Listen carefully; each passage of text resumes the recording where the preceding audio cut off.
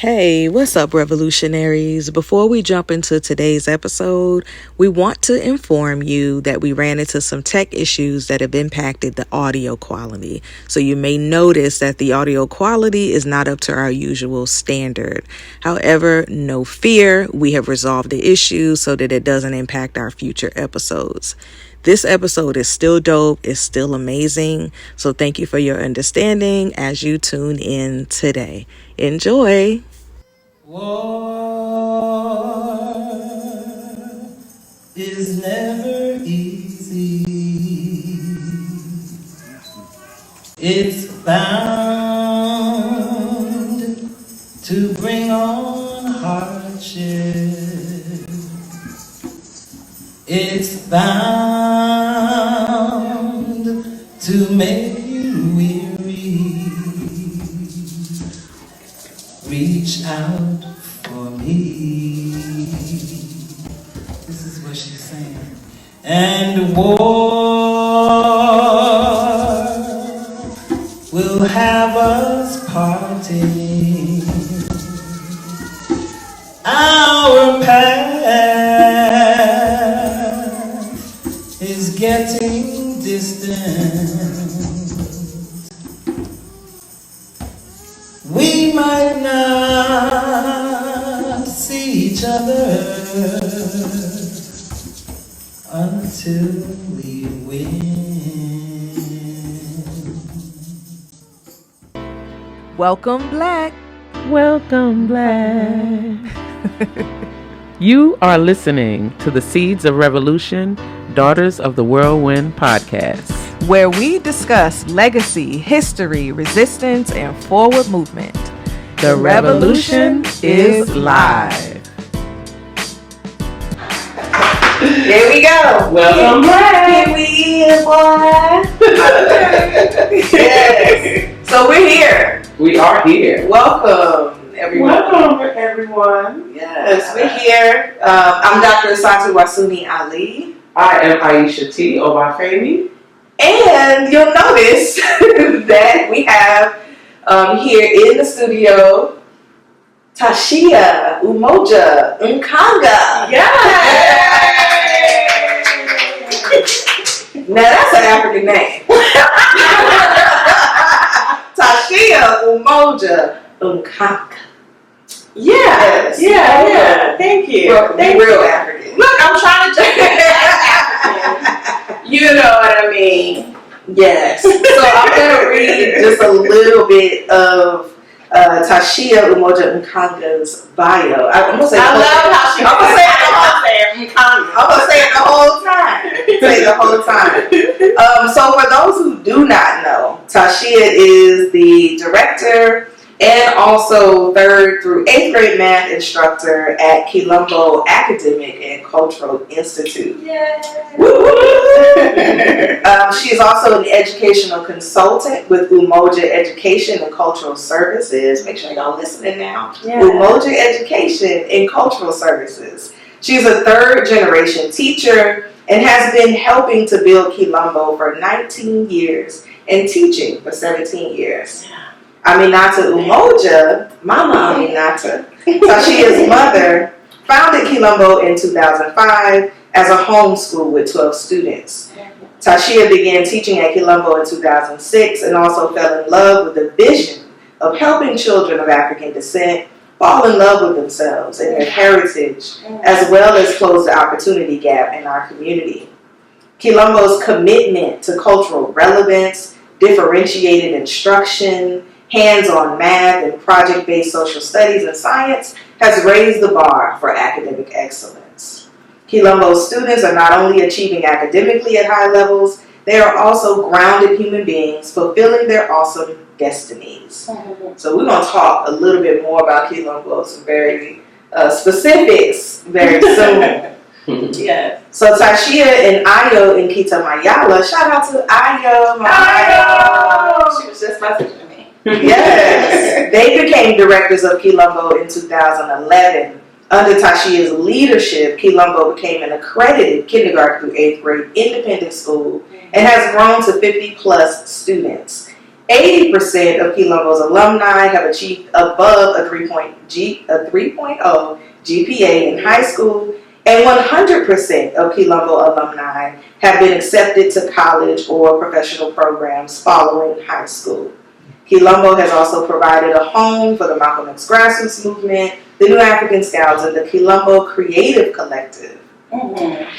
Tashiya has also worked with Mama Aminata and Mama Ayo to develop the culturally relevant classroom. Look it up, y'all. It's amazing. It's really crclassroom.com. crclassroom.com. crclassroom.com. Please check it out. So necessary.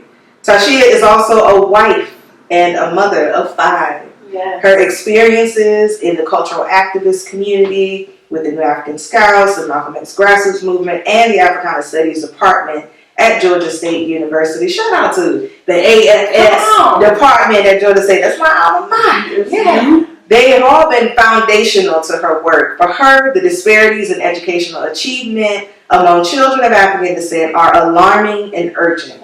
She is clear that all children can learn if given what they need in a holistic way.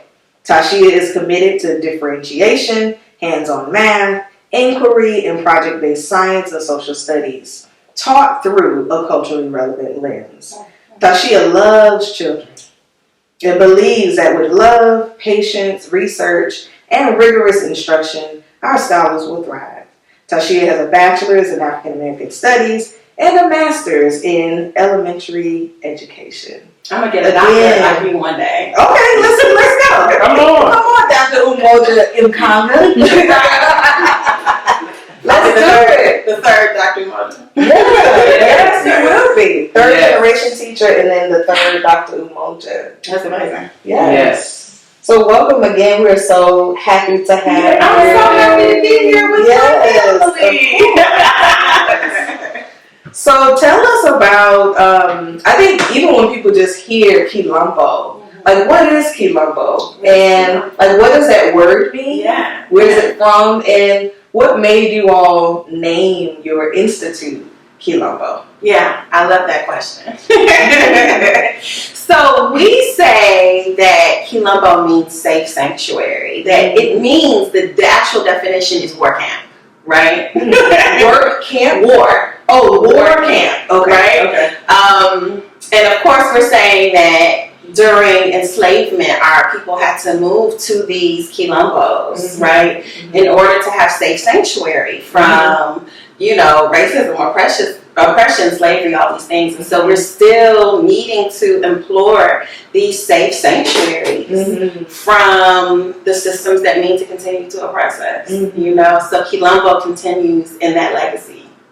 Love that. Safe sanctuary. Come on now. Yeah. Come on with the deepness. Okay. So safe sanctuary. Yeah. How is Kilombo a safe sanctuary? In reading your bio, I could hear some of the things that you all have in place, some of the initiatives and certainly the curriculum. But how is it a safe sanctuary for Black youth, in the United States of America? The United States. I love it. I don't think I've heard that before. First time I ever heard it. My mother said it. Of course. And I've held them to it. Yeah, I mean, our children are not doing well in these school systems, right? I mean, and for a variety of reasons. What my mother always leads with is love, right? Love is at the foundation. I'm taking her quote, right? That's exactly what she sounds like. So there's this love that we can have in classrooms. Love that is like almost bred out of, right? These public school systems that need to be, it's all about professionalism and don't touch the kids. And certainly children shouldn't be touched a certain kind of way. But when there's love, when there's caring, then the children want to succeed. Like I want to please you, Mama Tashiya. Right? Calling your teachers mamas and babas. I have students that are literally with me for 10 years before they go off to high school. You know what I mean? We're a part of their upbringing. So there's the love, right? But then there's also the pedagogy. We're super, super, super committed to the arts and the science of teaching. We always say when we're consulting teachers, right, that it is not enough by itself to just be culturally relevant. right? Like, certainly loving Black people and Black history and Black culture does a lot for us. Right. But then I also need to know the science of teaching you reading. Right. You know what I mean? I need to make sure that if you're reading on a 3rd grade level, I'm not giving you a 5th grade book, because now you don't feel good about yourself, right? I need to know how to teach you hands-on math, so you know what 5 looks like and not just the symbol 5, right? That you can conceptualize 150 and not just know that you write the 1 and the 5 and the 0, right? You need to know how to actually engage with science and not just learn big words and say big words, right? So there's the lab. Right. Come on now. They just did their projects, right? So they had to have the scientific method. They had to have and really build relationship with those terms, right? And then, obviously, the cultural relevancy is key, right? And there's so much research about how when our students are culturally grounded, they do better. So Retta Hammond wrote a book on culturally responsive teaching in the brain, and she talks about how in these public school spaces where our students' history and culture is ignored, their brains literally shut down. They go into fight or flight because they feel so ignored by the curriculum. Right? And so that's a huge piece. So you also, we say to the teachers that you can't be excellent just by being culturally relevant, but you can't be excellent if you're not being culturally relevant. So you have to have culturally responsive teaching in order to be great, especially with children of color, but with all children. Yes. With all children. All children should see themselves and get motivated by seeing themselves. And see other people too. Right. And to know that my experience is a part of a bigger human experience. My experience isn't the only experience. You know, so much of what's wrong with public school and the curriculum that leaves our history and culture out is saying that only one experience is valid. Right. So if you're growing up thinking, well, my experience is the norm and everything else is deviant because it deviates from that, then that's also just foundationally setting up the wrong thing in the fabric of our children's minds. Right. You know what I mean? Like, yes, my experience and yours. And let's compare and contrast. And let's look at how yours is cool and mine is cool. And we're all cool. You know what I mean? Exactly. But yeah. All right, look who just walked in. Hey, Princess Mdaiyah. She wasn't here at the top of the show. Traffic. Listen. Literally, we left an hour before time and still was stuck in traffic. It's a lot of traffic in the city.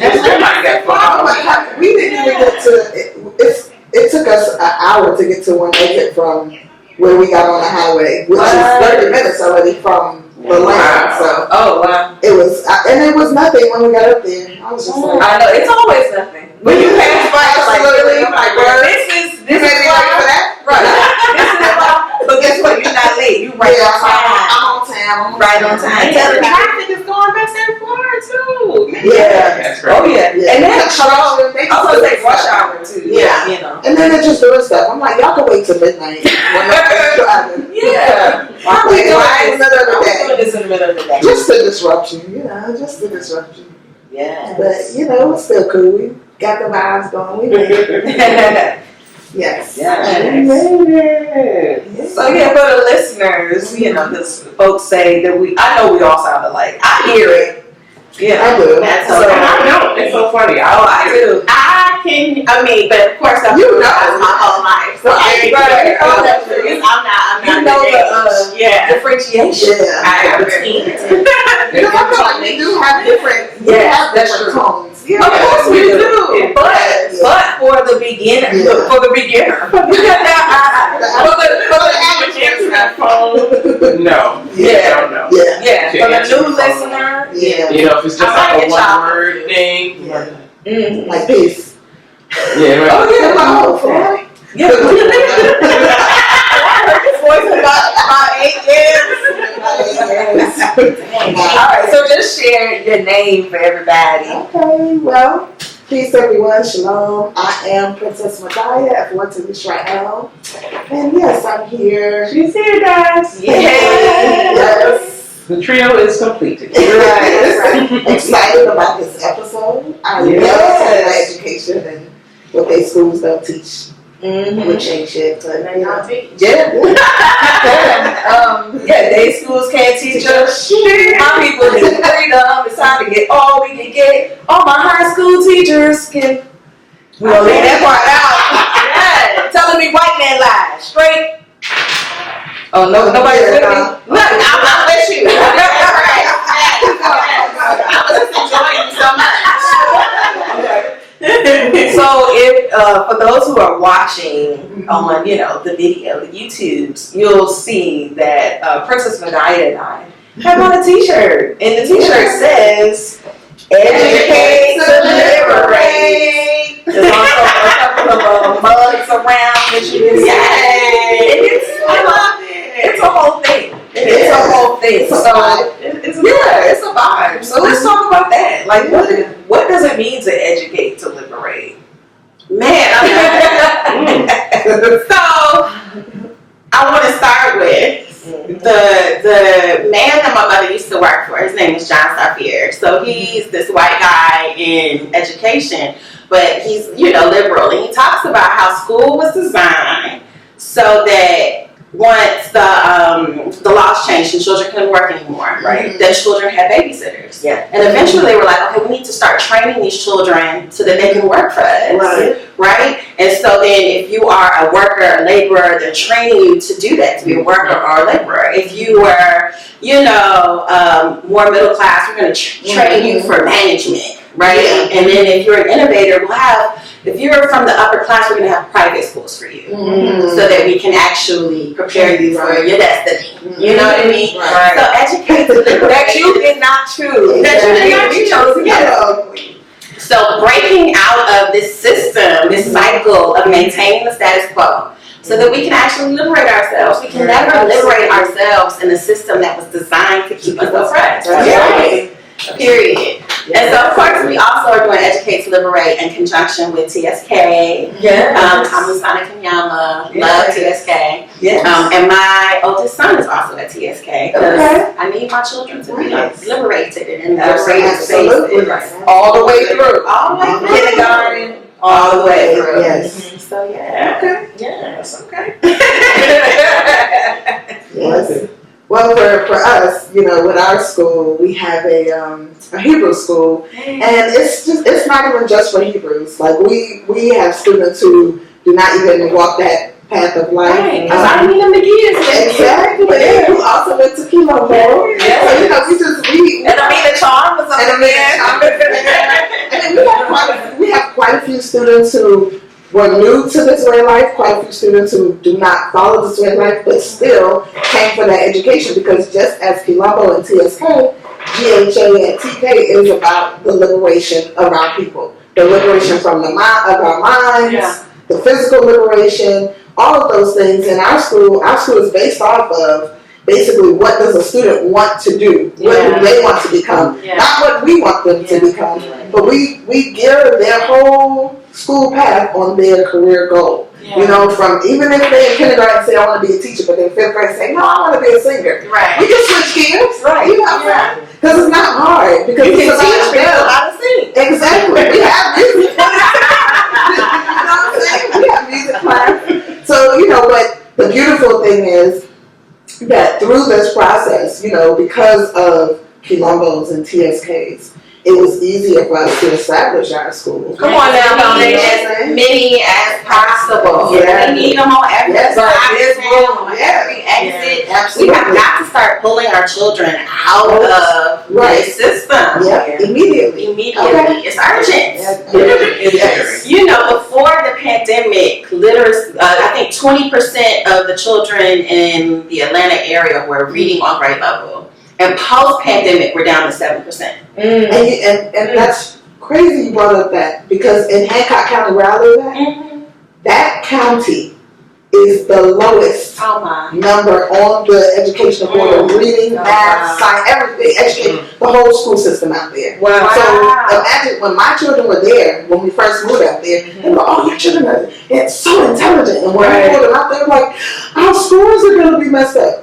Right. Oh wow! Because your children are long, left. And I said, well, I can't afford them to be messed up. Exactly. So your scores could be, I'm like, y'all need to figure out how to, we can work together, but they, it's a public school system. So it's hard for them to change. And then because of the county, the economic, struggles. Yeah. It's like what comes, how do we get more to come to those counties? Right. But regardless, we have to establish our own schools. We have to have our own. And We just have to have every conceivable institution. We have to have our own. Everything. Medical. But you know what else I'm reminded of when you said they looked and they were like, oh my God, what are we going to do? The reason why my mother started Kilombo is because she was in a staff meeting. And they were looking at who can we get to pass this test. And so it's like they turned to the children. So now she's like, okay, so then what are we going to do for everybody else? Well, they're not going to be able to pass the test. So we don't really need to worry about that. Not worry, huh? Yeah. Let's just focus on the ones. Let's focus on the ones. Right. So while they're focused on, okay, we can do really good with these kids. Right. And the others, we can worry about, because they can't. Right. And so just not even believing that our children can be excellent, which is why we started the consulting company. It's like we have to now convince these teachers, no, the children are human. Yes. They can be successful. Every child can be successful. And if you don't believe every child can be successful, let's question why you're here. Let's consider something different for you. But no, I love that because it's so true. You see it all the time. And then even with that whole rule, no child left behind, you're still leaving them behind because you're not pulling them up. You're not teaching them. You're just saying, okay, we don't want them to feel bad. But eventually they're gonna feel bad because they still don't know. Right. You're setting them and you're up gonna see them not just feel bad. You're gonna see them, like you said, do bad out, not just in school, but when they walk out of school, when they're at home, when they're out in public, whatever it is. It completely affects how they feel about it. Absolutely. Oh, absolutely. I mean, it's just that one size fits all. Like, we just don't give you all the same thing, regardless of where you are, what you need. Like, it's got to be standardized. Right? That's killing everybody, not black children. Everybody. Nobody's a see. Nobody's a see. And it trickles to the family as well. Because that's one of the things that I've, and I've talked a little bit about my brief stint in the public school system with my oldest. But, one of the things my husband and I would talk about all the time is like how we would notice, like, if a teacher gave a so-called bad report on a child at the end of the day, we would notice parents, like, chastising their chastising their children. Like, a parent would go from smiling at their child, like, good afternoon, to, hearing the report, and then it completely shifts. And so it's not even, and I know I'm talking a little, about discipline more than the academic part, but like you were saying, it's a holistic experience that they're having where they're not getting that love. They're not getting that differentiation. Like, nobody cares about how your brain operates, and why you are the way that you are. It's just like, no, you don't fit the standard. And because you don't fit the standard, you deserve to be punished. Not only at school, but now I am going to shift your parents' view of you as well. And that was one of the things that we said, okay, that was, it was a lot of reasons. But that was one of the main ones where we even saw ourselves doing it. Like, I'm like, wait a minute, you're shifting my own gaze on my child based on, these reports that you're giving me.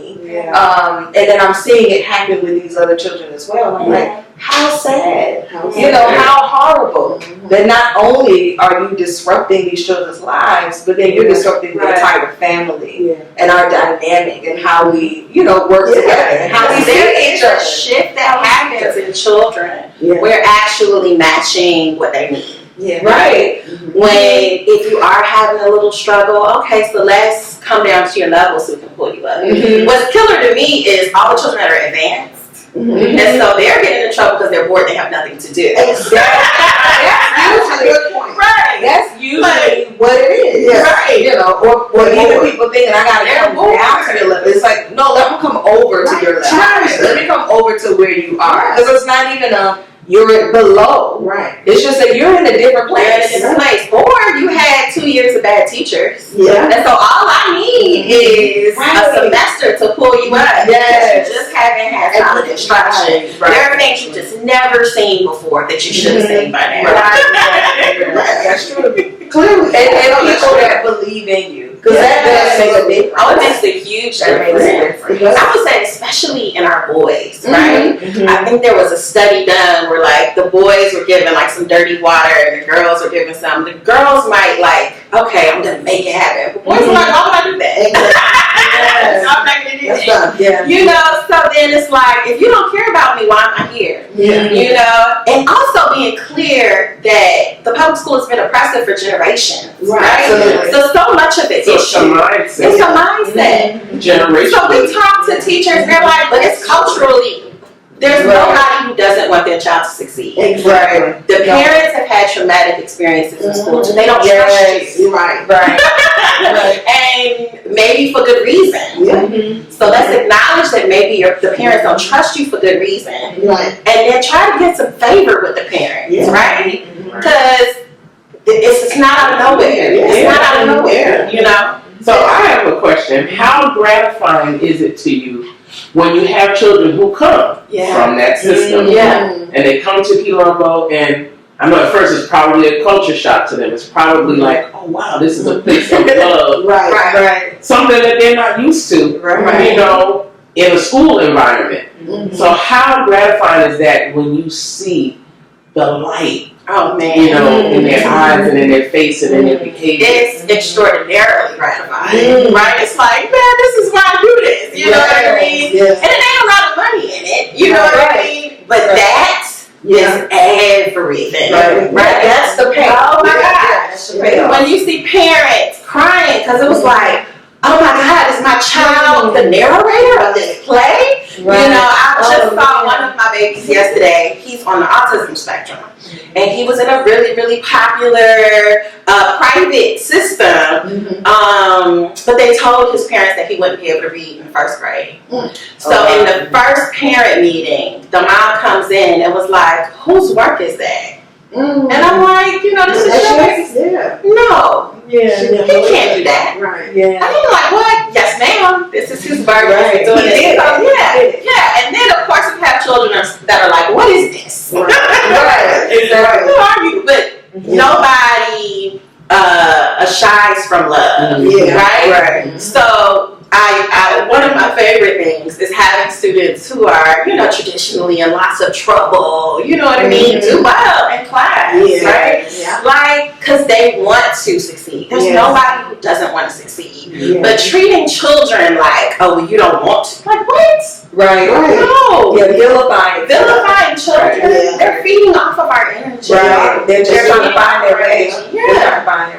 So that is my favorite thing. And seeing that gratitude with the parents and the children, because you notice a shift in even the children's attitude. Absolutely. Like at our school, we had 3 students come. First, they never met us physically because we do virtual teaching as well, right? So, but when they came for one of the holy days, I mean, as soon as I pull up, they jump out the car.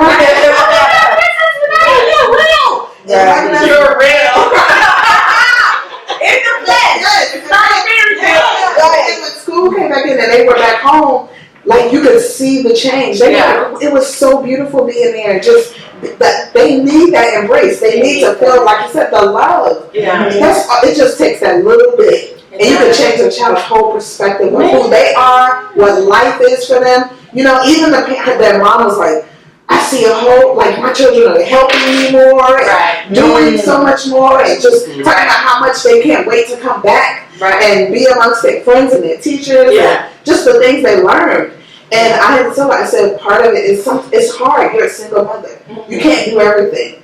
And so sometimes, even school systems, it's our job to help our parents. You know? So it's like we have to see what you're struggling in and to be able to help you there. And that's what we did. We gave them individual time. You know, because you're a single mom with 3 children, and you know, that's a lot of work. That's right. You know, so it's like we have to be that village for her. We have to be the village. Yeah, we had these big projects due last week. And a lot of students needed some extra support, and that's a part of it. Yeah. Parents need help. You know? Oh yeah. And so it was just like, so they gonna pull it together. And Yes. they did. Yeah. And what came out was just like, you know, I was in tears a little bit.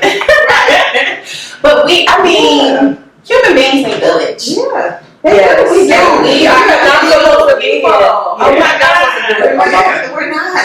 Individualism is not what is foundational in us. You know, so that communal spirit and energy, and like I said, the foundation of it is love. Absolutely. The foundation of our parents was in movement, was love. You know what I mean? So it has to be about that love and sharing that love. It changes the world. It does. It does. And sometimes, they shy away from it for a minute. But once they realize how real it is, and it's not judgmental love, right? This is unconditional love. I love you because I want to see you do better. Right. I want to see you become me and better. Right. I don't want to see you become what the world says you're supposed to become as a young black woman or a young black man. I want to see you become what we know you are supposed to become, a king and a queen. And that right there. All of that is so important for the children to feel that. It's amazing. Yeah. And so then after however many years to see these children who folks had written off. Right.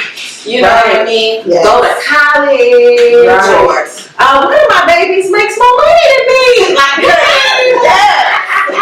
I was like, I start giving money to the school. I'm like, I love it. Working on servers around the country, you know what I mean? And it's just like, that's what it's about. But people wrote you off. Because you didn't fit the group. Exactly. Right. They decided that you weren't a part of that group, and therefore you wouldn't. But there's nobody who can.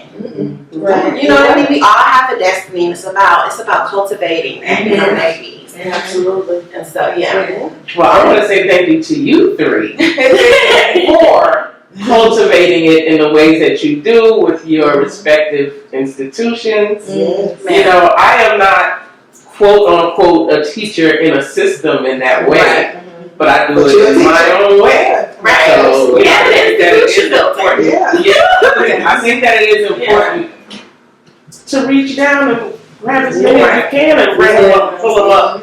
And it is for them to be better than me. I don't want you to be me. I want you to be all of that. So that means right? Yeah. Like, if you're not surpassing where we are, then that's not the goal. We don't do our job. Right. Liberation looks like we knocking down, the barriers that you came up in. Absolutely. I love seeing knocking down the things that we couldn't even see. people who came up. I love seeing them elevate and being in these positions and places, and I'm like, keep going. Keep going. And they have to be in every conceivable space. You know what I mean? In every conceivable space. So then them being able to leave our institutions to go to other institutions like yours and succeed, right? Like we have to be. There's so much we still don't have yet. Right. Oh, so much. You know, like where's our black gas station? Where's our black grocery store? Exactly. You know, there's so much that we still need to build. We have to have our own. And public school is free. Right. It's not for us. Yeah. If we don't start building our own institutions, we will never be free. And it says it's free, but it's really not. Right. We're talking about the cost in our children a lot. All the time. We're charging about $900 a month. The public school is getting like the public school is getting like $20,000 per child. But y'all are failing our children. Exactly. What are they doing with that? Oh my gosh. So we spend like every moment we're not in the classroom, we're fundraising. You know what I mean? But it's worth it because our children are way outdoing the children. Yes. Look, I love themselves. It made me think about, so Dr. Asantewa volunteers once a month at our school with our high schoolers. I love. And the younger ones, she's doing theater with the young ones, and then social. She's the best theater teacher ever. We miss her so much. With the high schoolers, right? And the actual work that she has the high schoolers doing, I'm sitting there like, this is beyond amazing because they write our children off like, oh, they're in 10th grade, they need to just focus on what's a sentence. No, what's a sentence? No. First of all, that's 2nd grade, right? Yeah. She's having them do projects that her college students are doing. And what I love about it is all of our students aren't on the same level. Right. But she's challenging them to step up their, they're just their creativeness.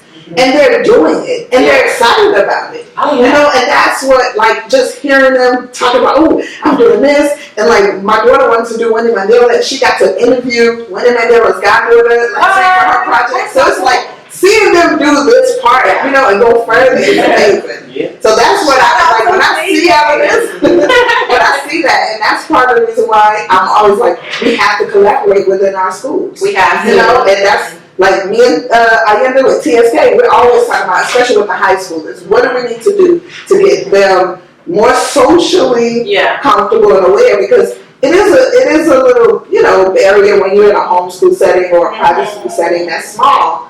But when we start to collab with one another, we build these connections. They feel like they're a part of something bigger.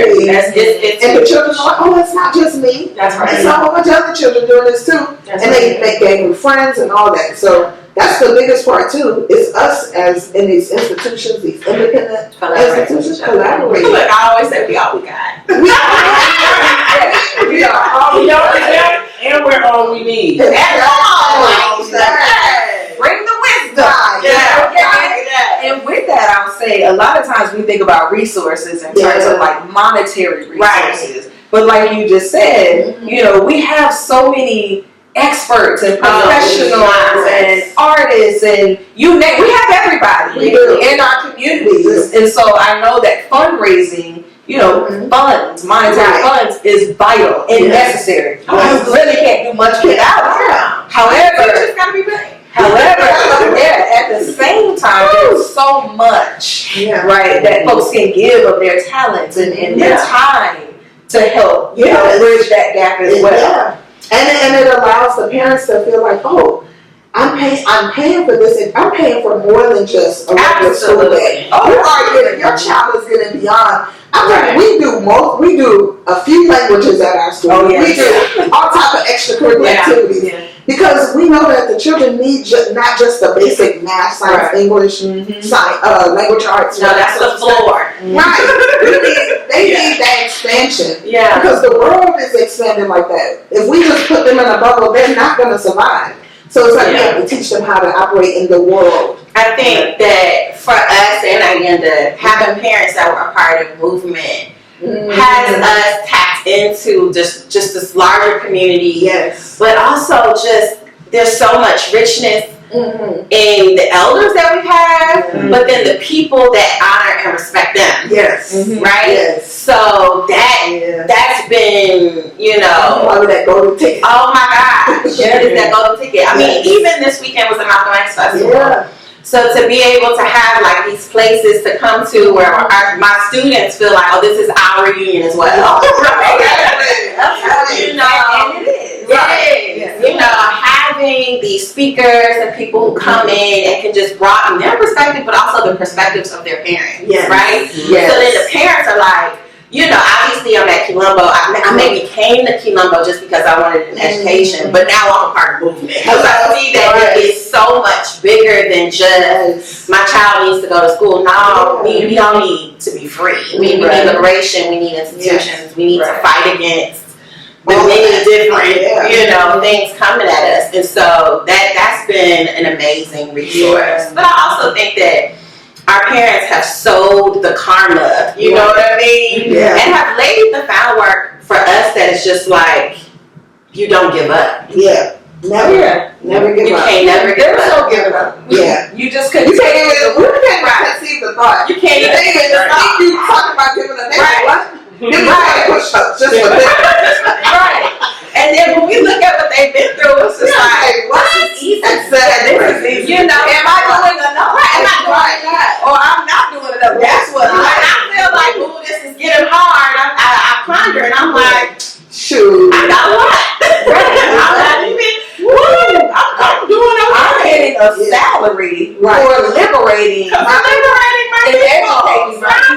And our parents didn't get a salary for that. No, so it's like we got not a monetary salary. Yeah, they sacrifice in a whole other way. And so I had a colleague ask me recently, she's from Iran, and obviously the Israel-Palestine conflict is so huge. And so obviously we're past this point where students are getting kicked out of school for protesting, and she was like, "Are you scared to send your daughter to college?" And I'm like, "To get kicked out of school? No. That's nothing." Right. I'll be right here with her. She get kicked out of school. Exactly. She'll find. Yeah. She'll find high school. Yeah. You know what I mean? I'm not at all concerned about that. So when we think about, like, I heard that, you know, there are students who have to find PhD programs they were just about to defend, and as much as that hurt in the moment, it's like to fight for liberation is completely worth it. People have been through so much more, and people are dying. You know, so I was like, she could be in school for 8 years. You know what I mean? It'll be fine. and I expect her to protest. Right, exactly. Yeah, my daughter called me. She was like, "I just want you to know, me and my cousin, talking about Camilla, we're about to go protest." I said, "Okay." Yeah. Give me 5.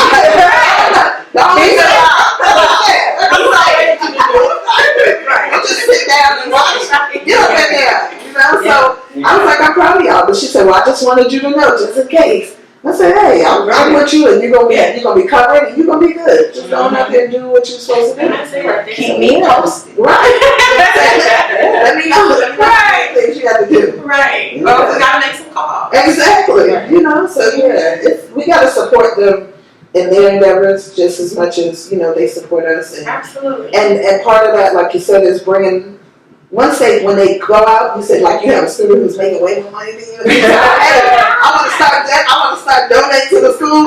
You know how beautiful that is to have a child that you educated to come back and say, "Hey, I want to give back because y'all gave so much to me for me to be right here today." That's beautiful, man. Yeah, we have several students on staff right now. I was gonna say, come back and teach. Yeah, we have several students on staff right now, and then every year that we do like our 8th grade graduation, the students who have graduated come back. Yeah, I love that. And are part of, you know, that whole graduation program. So I'm always able to like check in and see how they're doing, and you know, we're still that home base for them. Even if they've only been at Kilombo for 1 year, they're like, it's impactful. That 1 year is very impactful. But it also speaks to just like the deficit that exists, right?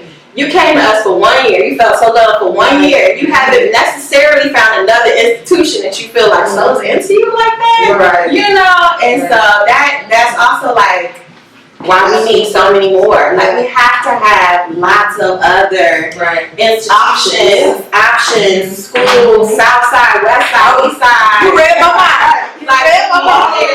Yeah. You need a Kilombo. Oh, you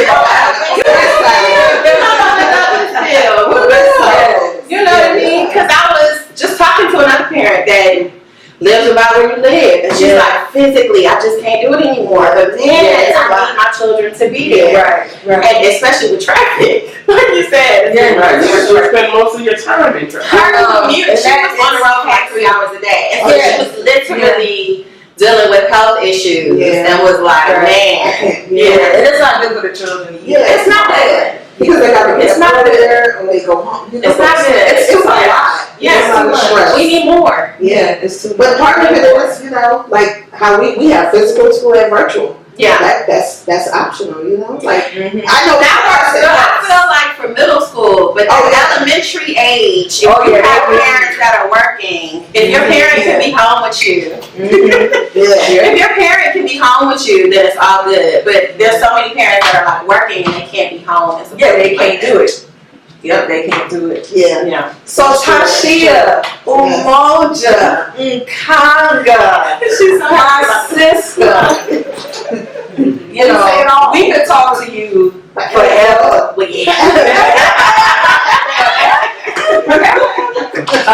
And I really wish that we could, but we have to. We're gonna wrap it up, and how we wrap up is we do what's called a Power 5. Yeah. Okay. And it means that you have to sing for 5 minutes. So go ahead, but you know I would. Right. Sometimes she and I have joked about starting like a new age sweetheart. But the Power 5 is, you know, we'll share like phrases and or questions. It'll be 5 of them, and you will respond with the first thing that comes to mind. So it's not like you don't have to, you know, whatever comes to mind. First just say it. I'll do my best. So the first word is education. Liberation. The next word is whirlwind. Daughters of. So the next question or phrase is, what is your vision for the youth?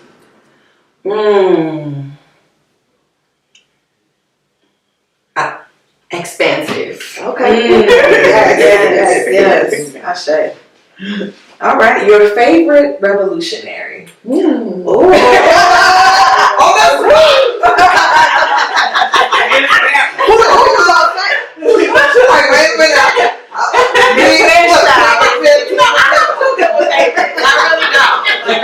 don't have a favorite. Let me just say you Africans.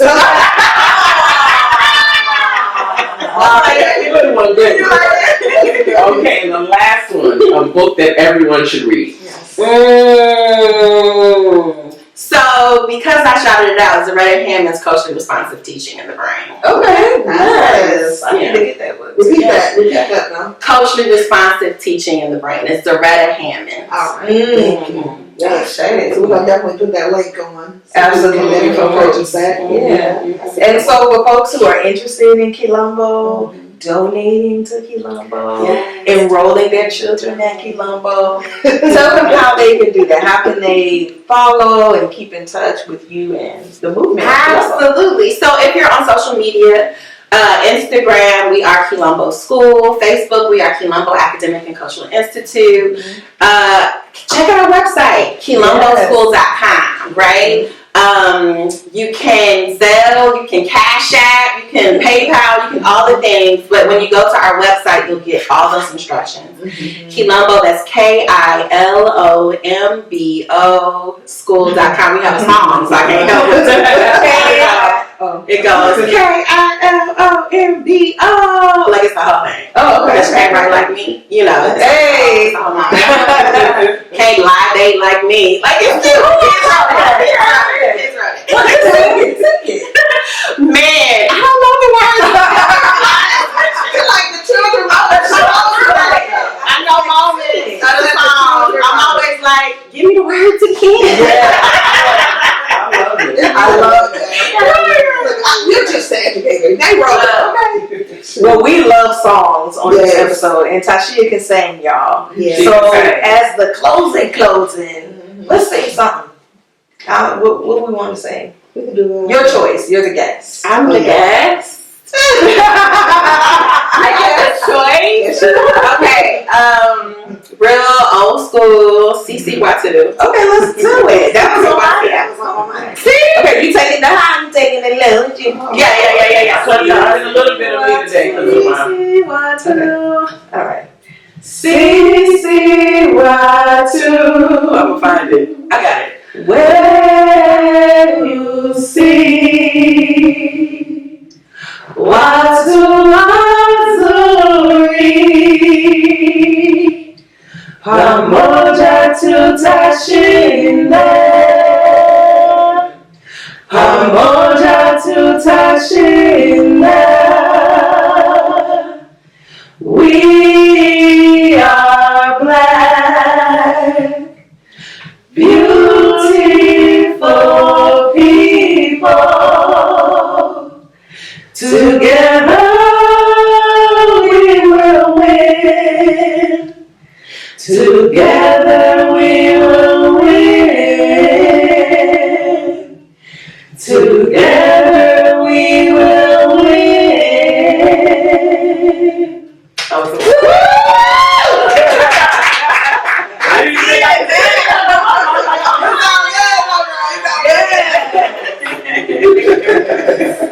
You have been listening to the Seedz of Revolution, Daughters of the Whirlwind podcast. Be blessed.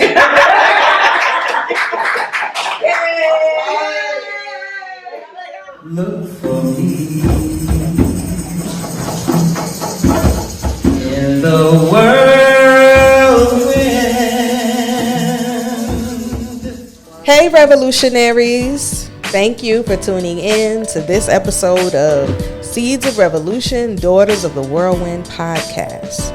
To join the family, like, subscribe, and share with who you think should be a part of the fam.